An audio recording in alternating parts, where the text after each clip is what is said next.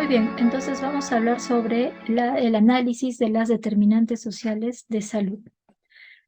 Encontramos dos puntos, las determinantes estructurales y las determinantes intermedias.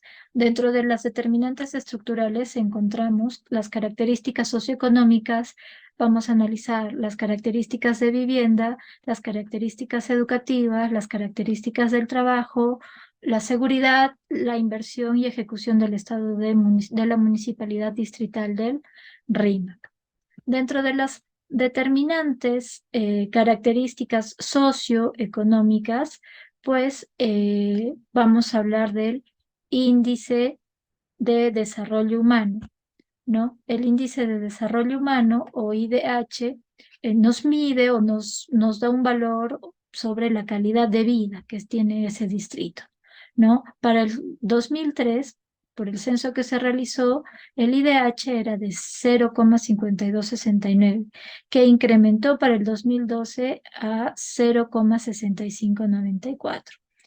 Eh, ¿Cómo se explica esta mejora? Porque hay componentes que mejoraron, como el ingreso familiar per cápita, que tuvo un gran incremento, la esperanza de vida al nacer igualmente, y un incremento moderado en el RIMAC fue población con secundaria completa. El IDH comparado con el resto de distritos también se evidencia una mejora comparativa.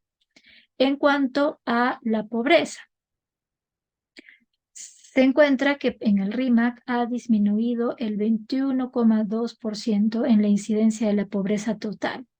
¿Debido a qué? Debido al decremento de los pobres no externos, ¿no? La disminución porcentual relativa fue mayor en pobres externos. La disminución relativa de pobres externos, hablando en porcentaje, es de 28,6% versus los pobres no externos, que es del 20,9%. El NBI o las necesidades básicas insatisfechas. Con al menos uno de los 5 criterios se evidencia una evolución favorable. Para el año 93 el porcentaje era de 29,2%, para el 2007 era de 21,2% y para el 2017 del 15%. Lo mismo ocurrió también en Lima. Por lo tanto, en el RIMAC, las necesidades básicas insatisfechas es mayor con respecto al promedio de distritos. Aquí podemos observar un plano estratificado a nivel de manzana por ingreso per cápita, y pues globalmente encontramos que el estrato de las familias es medio a mediano bajo, ¿no? También podemos ver aquí en la parte norte que tienen un estrato bajo, ¿no? Muy bien. De las características de la vivienda.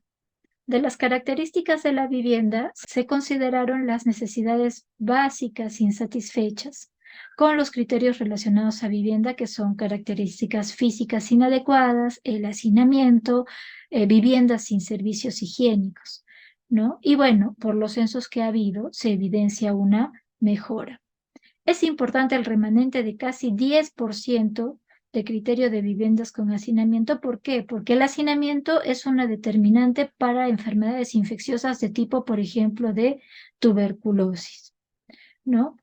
Dentro de las características de vivienda, por ejemplo, podemos hablar del tipo de vivienda, ¿no? Del tipo de vivienda nos dice que entre los años 2007 a 2017 se construyeron 9.545 viviendas. Este es un dato del censo del INEI, ¿no? Donde esta cifra está dividida entre casas independientes y departamentos en edificio. También dentro de este tipo de viviendas encontramos viviendas no adecuadas para la habitabilidad.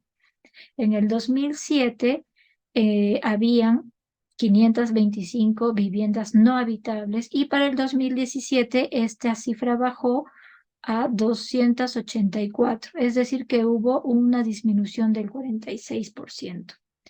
De la estructura de la vivienda. De la estructura de la vivienda podemos decir, según el censo, que el análisis se desarrolla en torno a las siguientes variables: paredes, pisos y techo. De la estructura de la vivienda en paredes, el 81% de casas están construidas de ladrillo versus un 8% que están construidas por bloques de adobe. Los pisos, el 47% están construidos de cemento y el 33% de material como losetas, terrazos, cerámicas, entre otros. Los techos, el 70% está construido por concreto armado y el 16% tiene un techo de calamina o de fibracemento, por citar algunos materiales. Esta construcción se debe o se puede explicar también a que en estos últimos años ha habido migración, ¿no? Por lo tanto, ha habido un incremento, pero lo positivo de este análisis es que ya que el mayor porcentaje nos dice que son casas que están construidas de cemento, de ladrillo, de material noble, hay menor o hay una disminución del riesgo de exposición al polvo y esto es favorable porque, por lo tanto, hay menos enfermedades respiratorias, ¿no?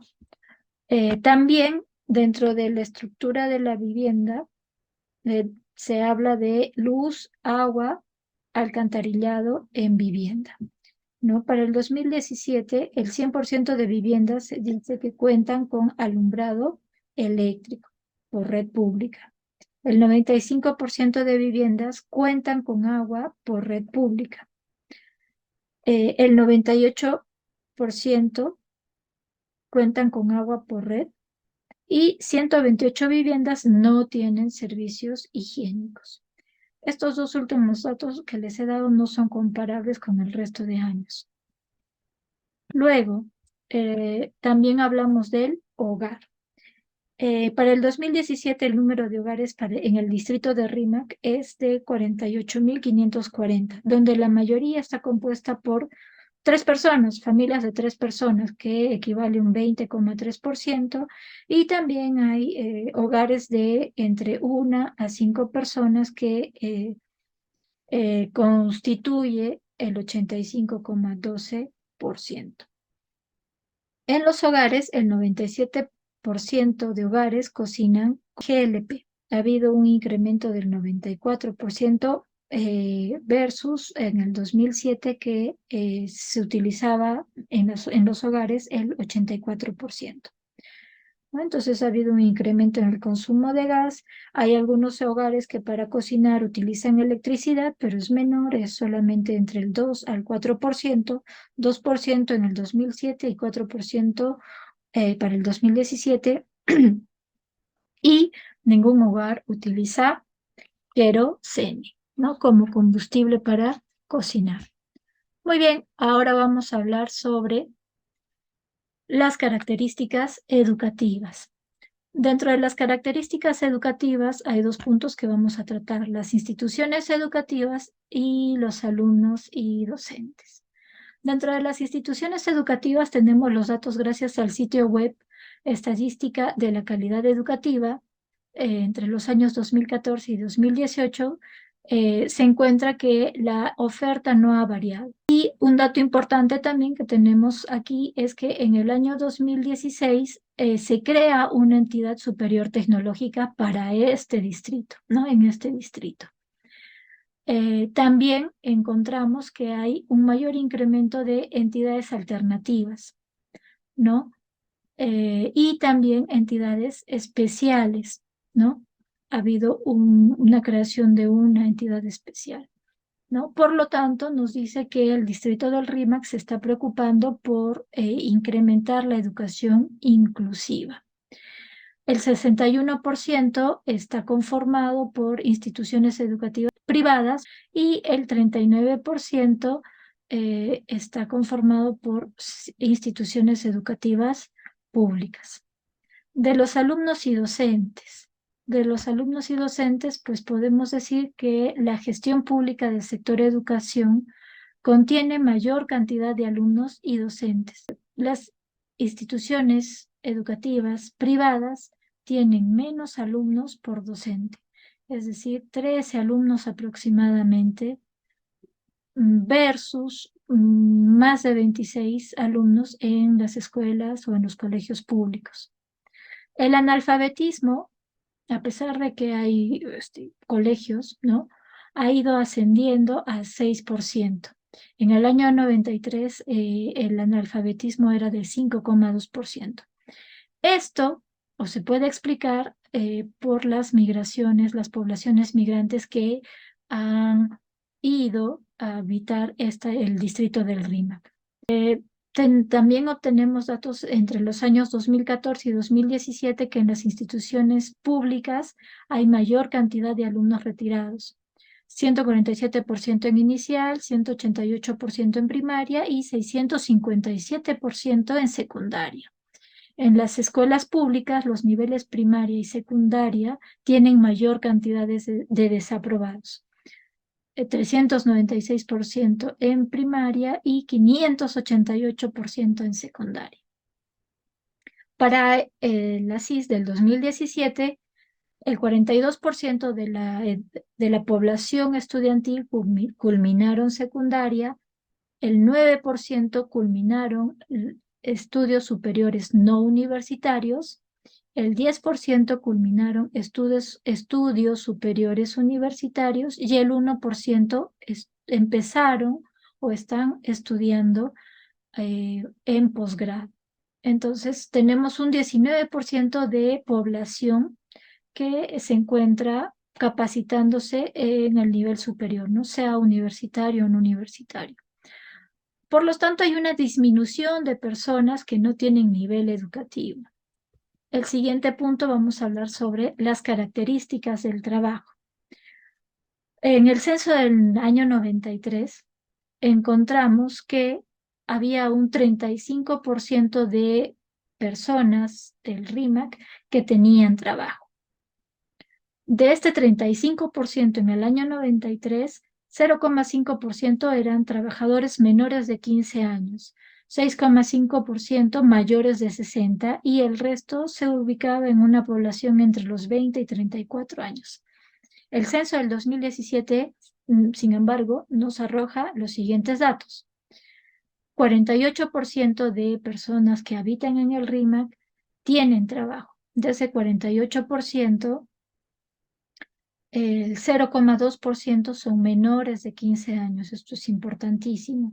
El 26% mayores de 60 y el porcentaje restante se encuentra para personas de 20 a 34 años. Dentro de la categoría ocupacional encontramos que tenemos las siguientes categorías: obrero, empleado, independiente. Dentro de los empleados encontramos un 87%.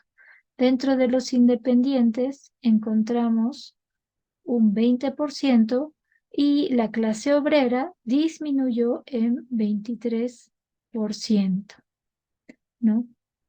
También ha habido una disminución en los trabajadores del hogar, en un 39%.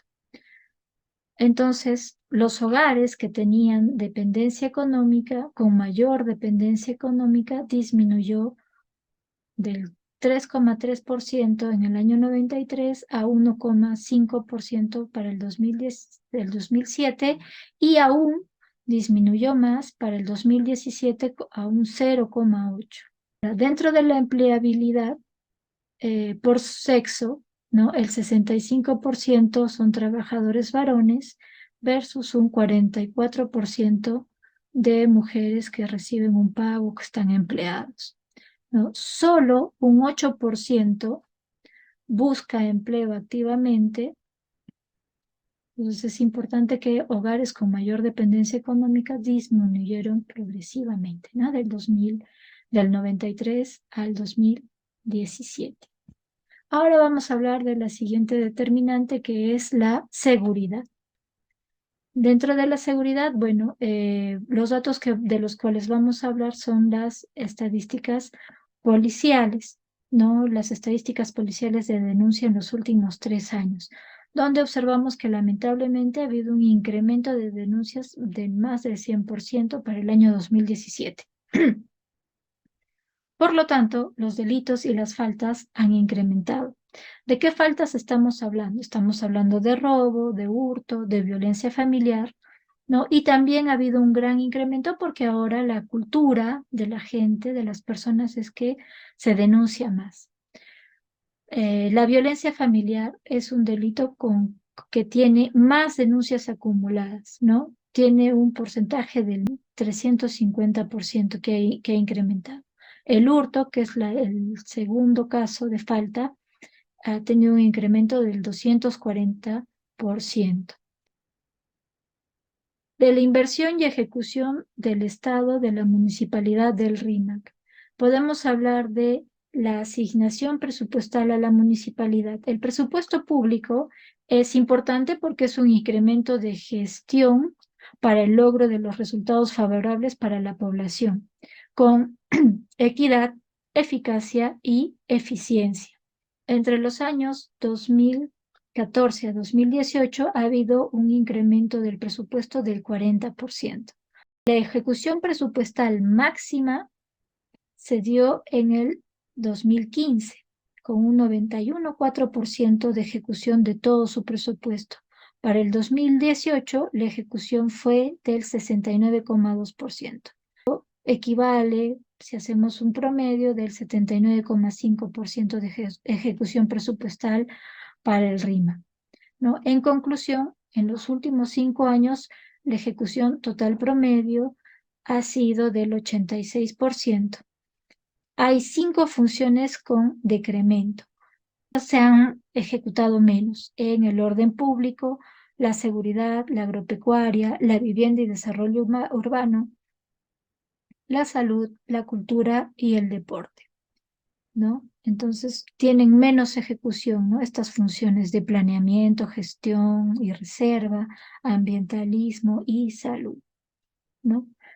La función de saneamiento ha incrementado por proyectos de inversión pública a un 90% y lamentablemente la función salud ha disminuido ostensiblemente. En conclusión, hubo un incremento presupuestal del 263%, sin embargo, la ejecución presupuestal es del 58%. Y para el 2018 fue del 46%, que ha sido el peor año, ¿no?, de ejecución.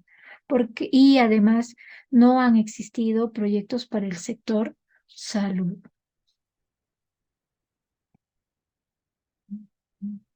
Muy bien, ahora vamos a pasar al segundo punto de estas determinantes, que son las determinantes intermedias. El 2.2 son los determinantes intermedios. Dentro de los determinantes intermedios vamos a hablar de las características socioculturales y de las características del sistema de salud en el territorio. Dentro de las características socioculturales podemos hablar de patrones religiosos, festividades locales, hábitos, costumbres, estilos de vida, distribución de la población. Dentro de los patrones religiosos encontramos que la religión católica es la más frecuente en la población del RIMAC, sin embargo ha descendido del 92% al 80%. Ha habido un incremento en personas que tienen religión cristiana evangélica, el incremento ha sido del 225% y personas del RIMAC sin religión ha habido también un incremento del 400%. Dentro de las festividades locales, es un problema porque las festividades locales traen riesgos por aglomeración, ¿no? Y esta aglomeración puede traer consecuencias como infecciones y el fenómeno de estampida, ¿no? El fenómeno de estampida puede provocar contusiones en las personas. Dentro de las festividades locales encontramos que en el RIMAC hay 2 festividades importantes, ¿no? En la Plaza de Toros de Hacho, en el mes de octubre, hay una gran festividad. En el año 72 se declaró como Patrimonio Cultural de la Nación, Hacho, y en el año 91, Patrimonio de la UNESCO. Y también tenemos la fiesta de Ancaes, que es una fiesta tradicional más grande en Lima.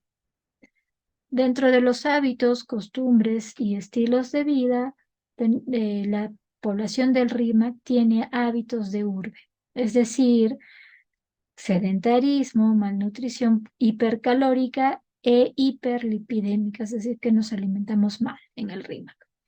Cantagallo es un espacio físico donde habitan familias de Ucayali, que es está compuesto por una comunidad nativa urbana.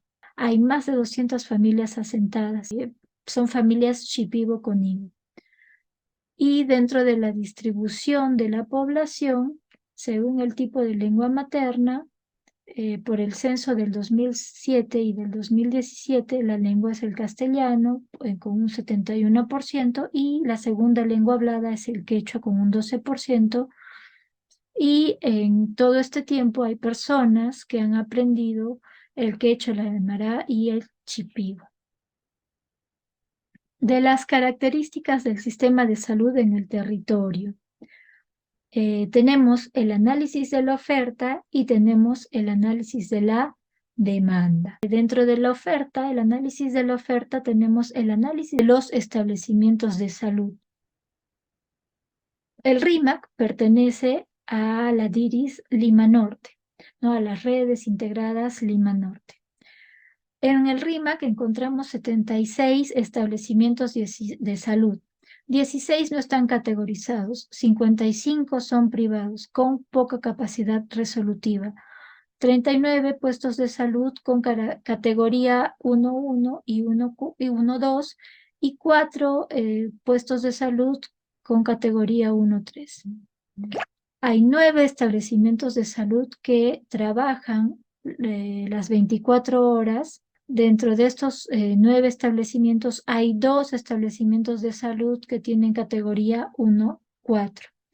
Hay un establecimiento del ejército con categoría 1.4 y 5 que tienen menor categoría que también pertenecen al ejército.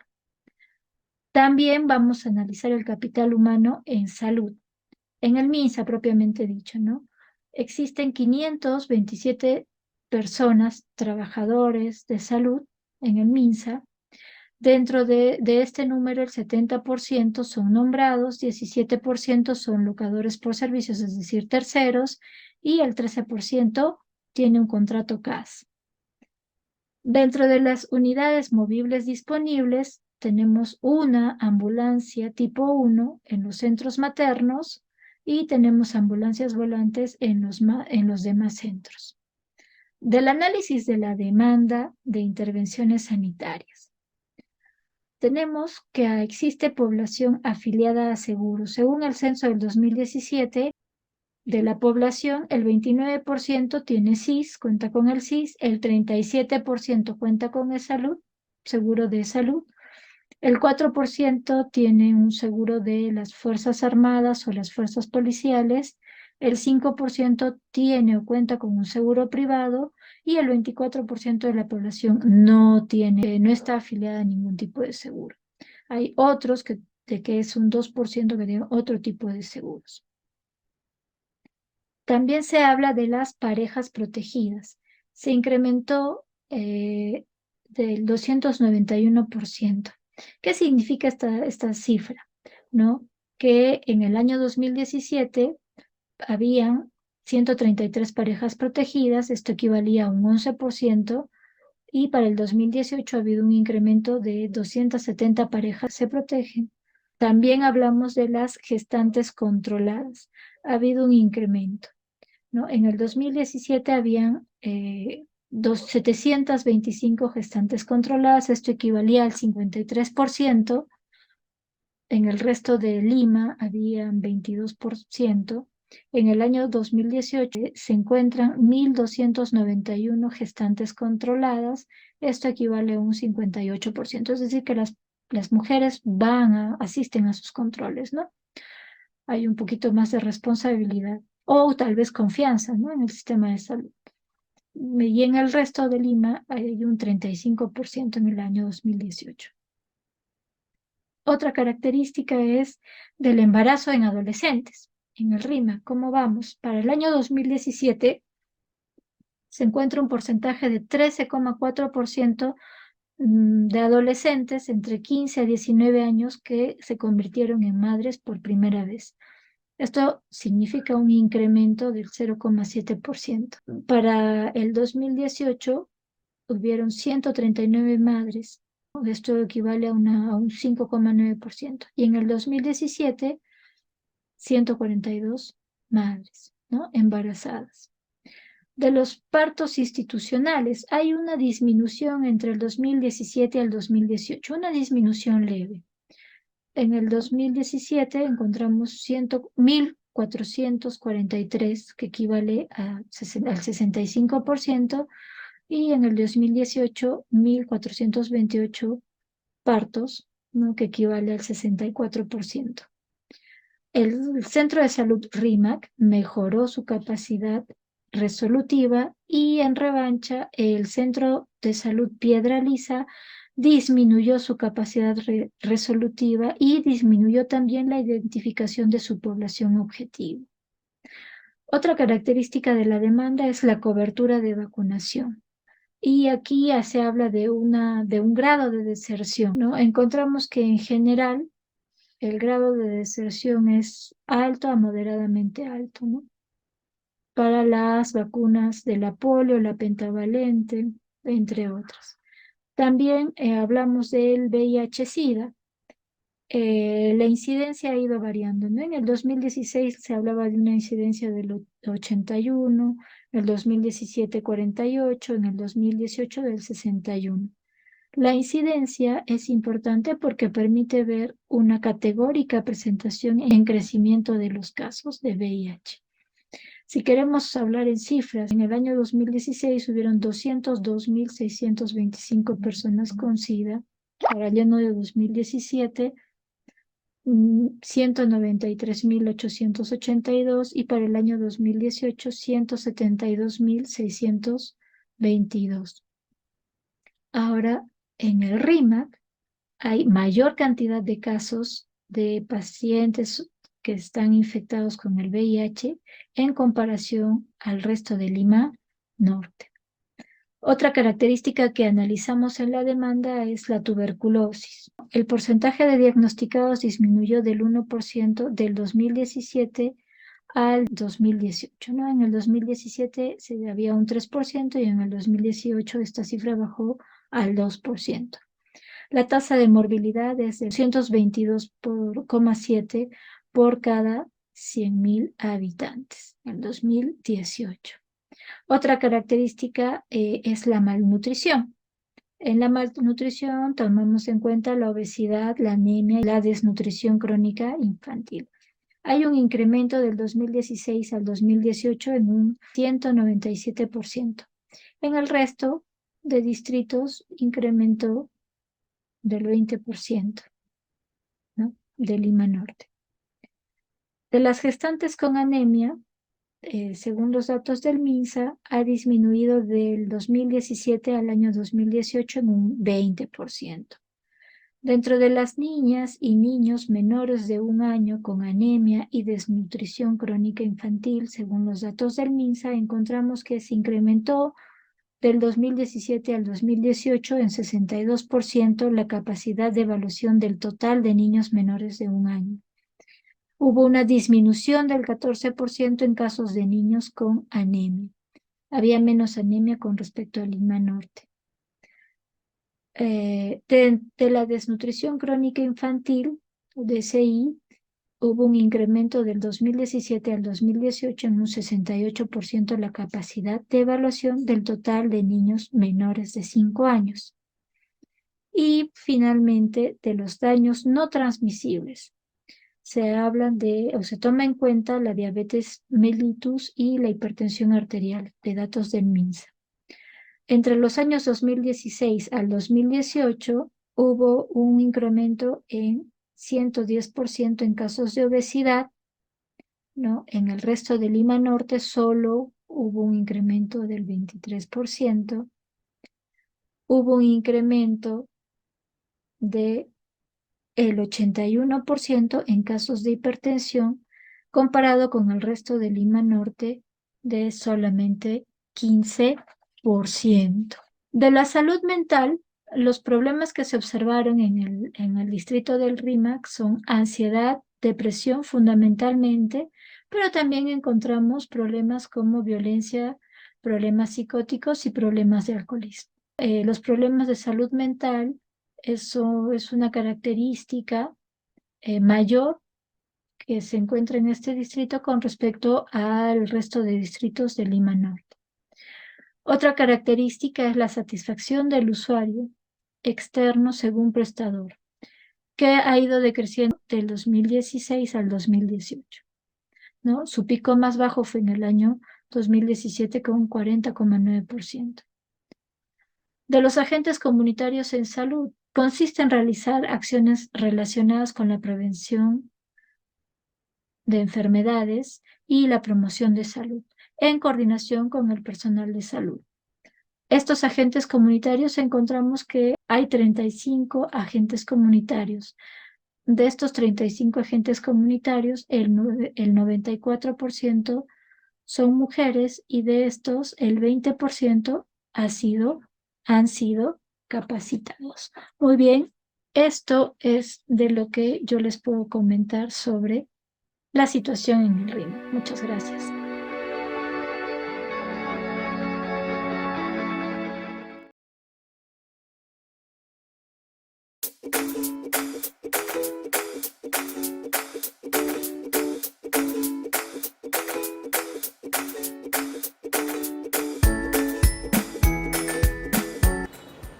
El Ministerio de Salud desde el 2013, recordarán, empezó a trabajar el modelamiento de un programa presupuestal nuevo en lo que era salud mental, que en ese orden del 2015 a la fecha tiene ya implementado más de 200 centros de salud mental comunitarios, son 203 centros de salud mental comunitarios. Y en Lima Norte 9, los problemas de ansiedad, depresión, adicción, tienen una, digamos, exigencia y preponderancia a poder brindar servicios en atención a esta demanda. Quiero agradecer también en la persona de cada uno de los trabajadores y colaboradores del Centro de Salud Mental Comunitario